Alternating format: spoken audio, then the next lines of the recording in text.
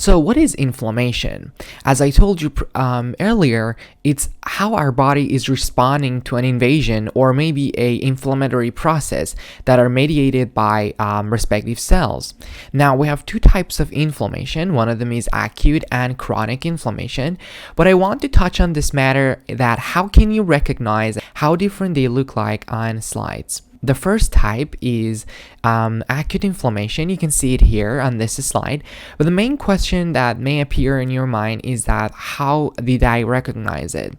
So basically, acute inflammation looks messy and very busy because there is infiltration of neutrophil. Hallmark of acute inflammation is infiltration of neutrophils.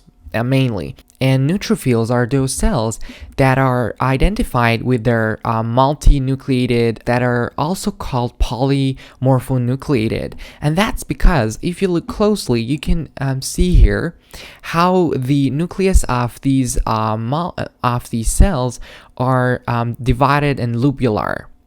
Now, also they call them like the ears of Mickey Mouse, and you can see that here.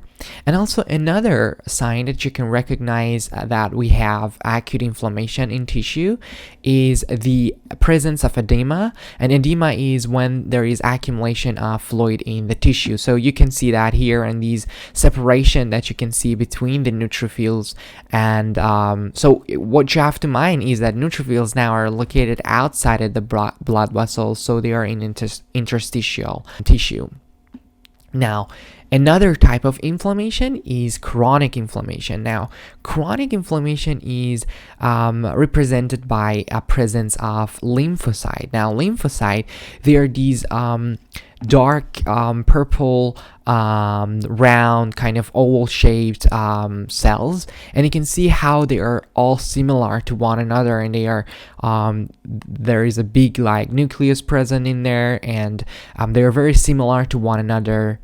And that's the hallmark presence of chronic inflammation.